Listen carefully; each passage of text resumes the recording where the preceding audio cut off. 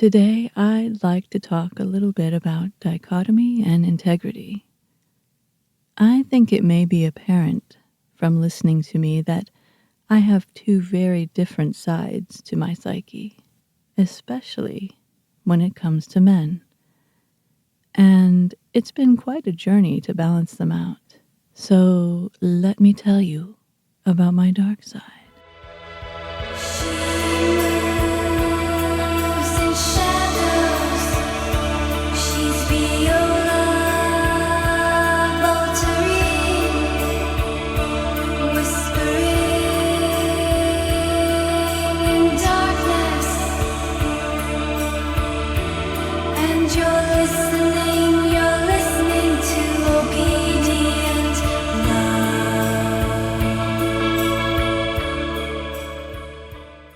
On one hand, I am someone who cares deeply about justice.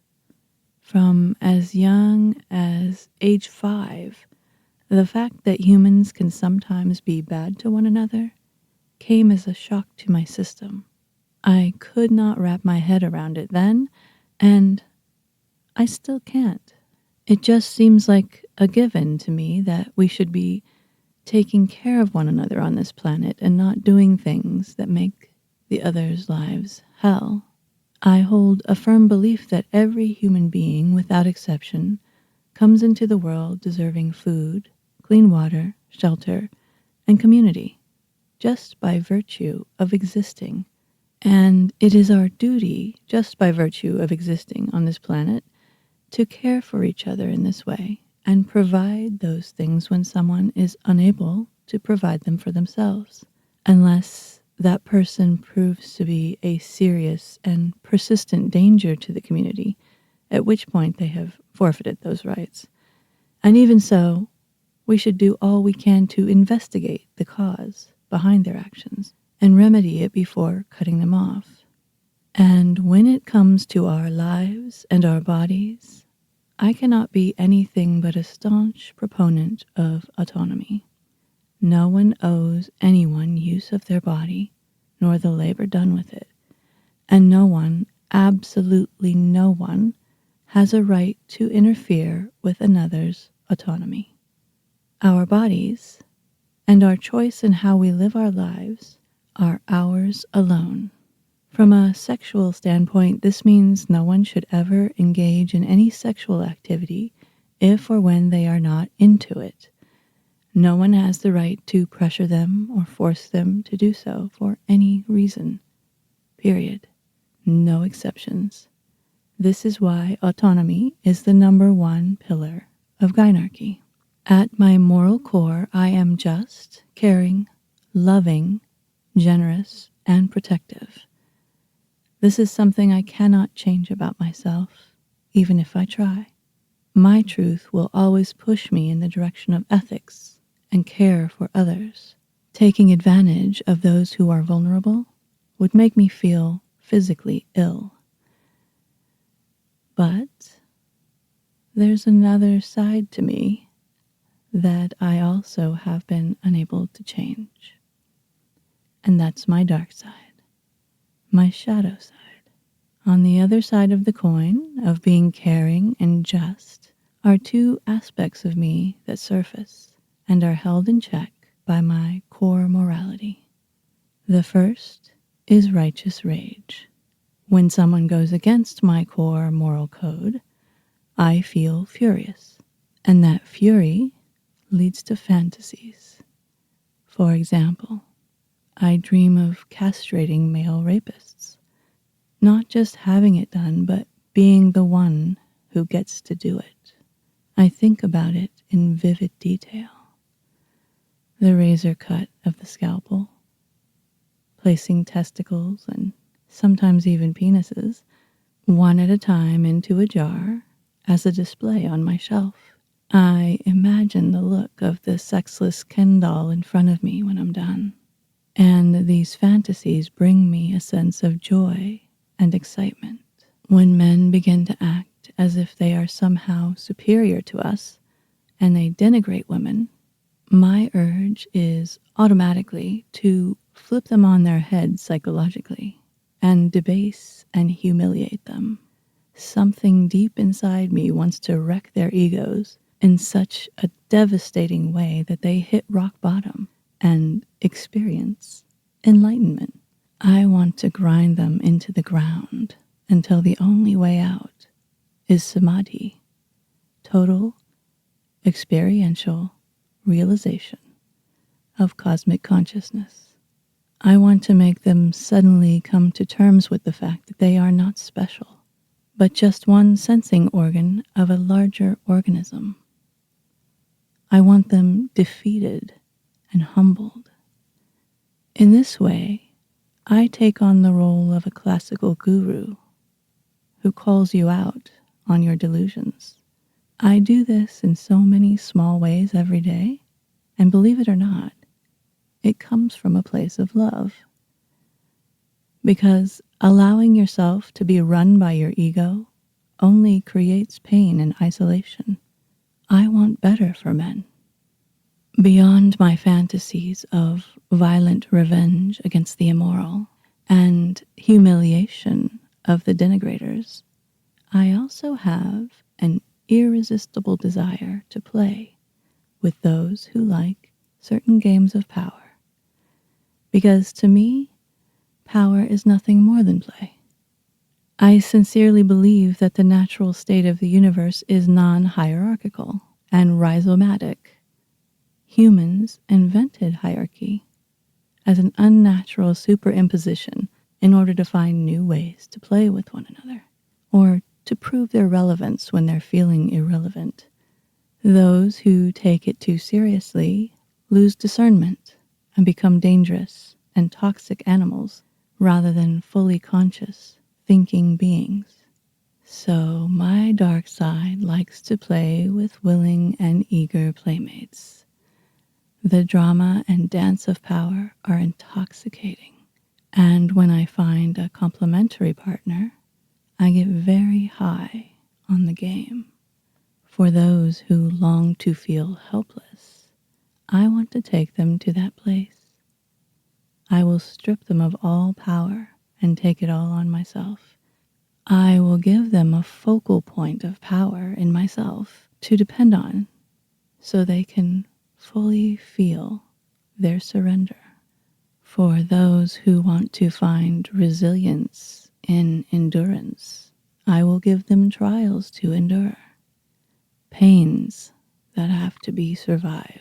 I will guide them to their edges and then bring them back and hold them. I will beat them until their resistance flares, or they float into outer space in order to escape. I will cut them or pierce them so they can know the ecstasy of bleeding. I will drink their blood so they can feel me draining them. For those, much like the Agori in India, who feel the urge to wallow in filth and feel released and free when being debased, I will push them into the muck. I will make them into my toilet, breaking all bodily taboos. I'll make them shove their tongue up my ass and fish out a treat. I'll make them grovel while their dick stands at attention from the excitement of being transformed into less than a beast. And I will enjoy it fully because they came to me seeking it and they long for it. My sense of power comes not from feeling myself above them exactly, but from leading them on a journey they themselves asked to go on. They have allowed me this intense intimacy with their own dark side, and our darkness can commingle and play. Don't confuse that with serving their kinks, because these things excite me, and I won't do them when or if I'm not feeling sexually aroused by it. Sometimes I'm just not in the mood for such games, and I simply will never do it in those times. I respect my own autonomy as well. Not all my kinks are dark. Some are drama around feeling nurtured and small. I still lactate a little bit, and I'm fond of breastfeeding grown-ups, allowing them to feel the warmth of a mother figure sustaining them, while allowed to be an adult and fully turned on.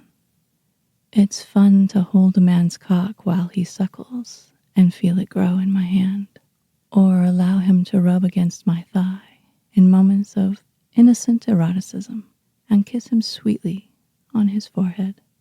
Perhaps, when feeling so loved and accepted, he will confess to Mommy all the things that he's ashamed of, all the fantasies he thinks will get him rejected.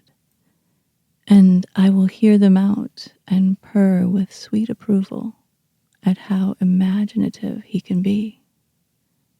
Think how healing it can be just to be known inside and out by another person. I am what some might call gray asexual, or perhaps demisexual. I don't know the correct term, but I am highly aroused around only certain people under certain circumstances. I'm not sexually attracted to appearances or specific types. As I teach in my FLR class, chemistry and compatibility are the two most important ingredients.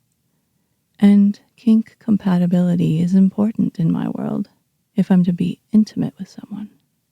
I am less and less fond of penetrative sex as I age, and I see it as just an occasional add-on to the main course of my sexuality, which is much more mental and psychological.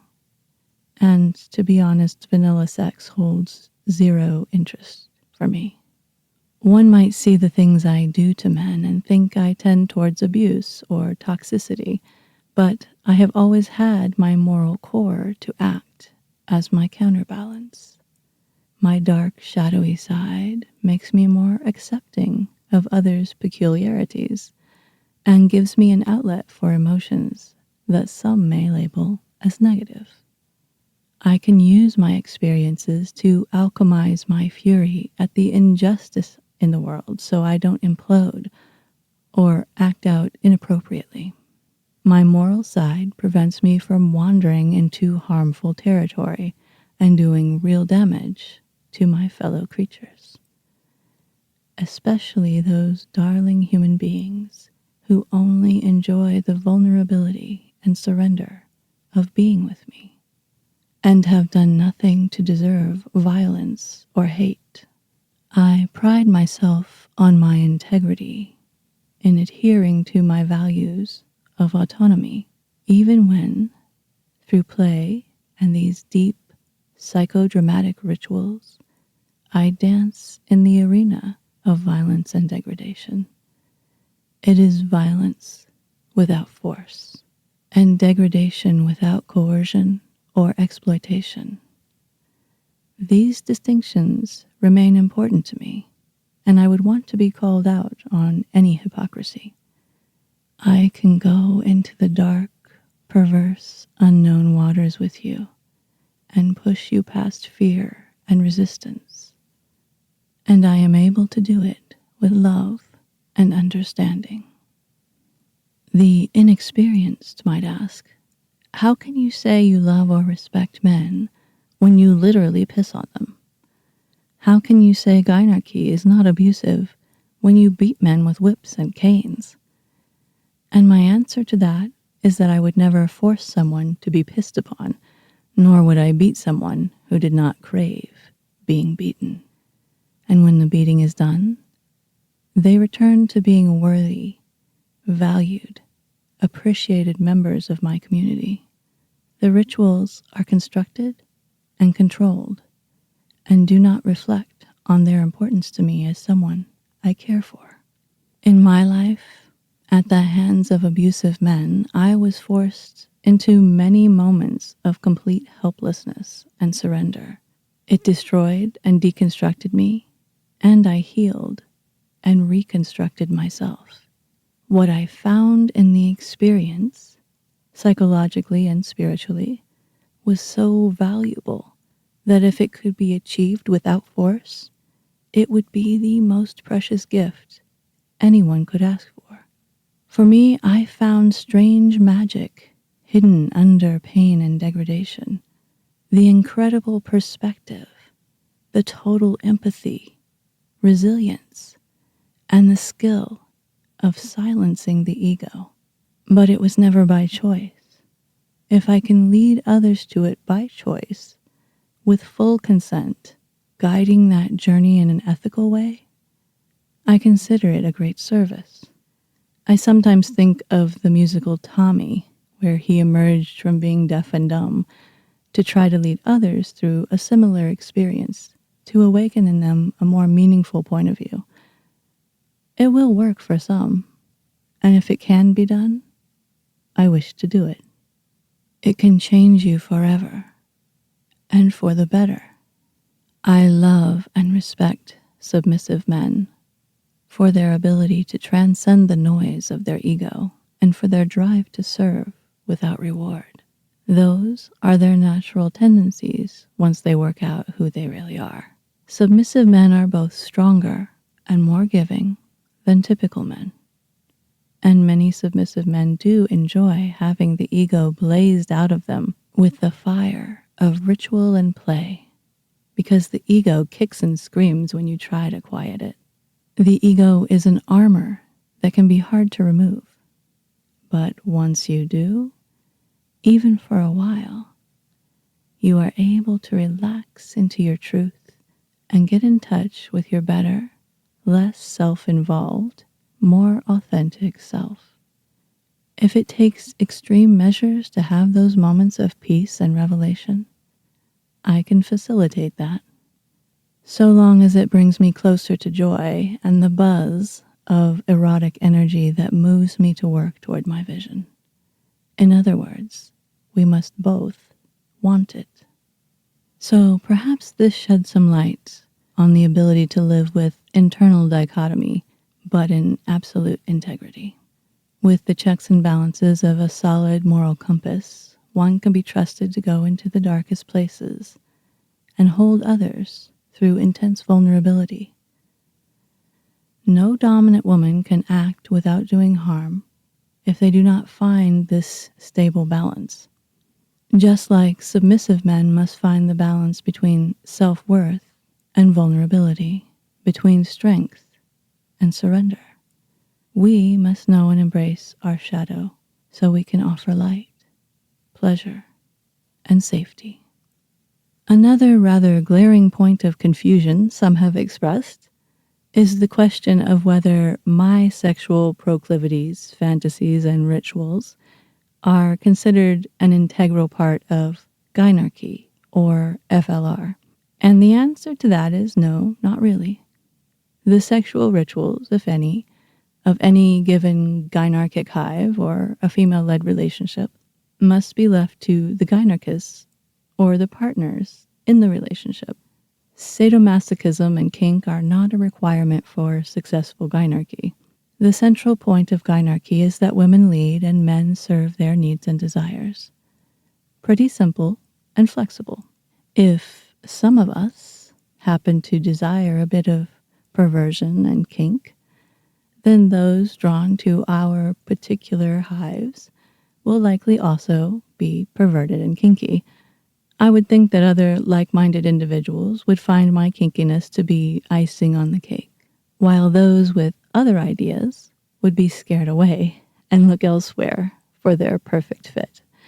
So this dark side is accepted within Gynarchy, but not mandatory. And no man, even within my own hive, would be required to do all the kinky things I like, unless he likes them as well. As I said, it is a form of play and a form of intimate bonding between myself and the submissives within my immediate orbit.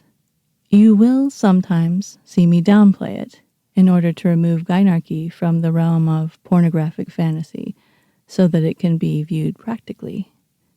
And sometimes, when the mood strikes, you'll see me go all in and indulge in my femdom fantasies.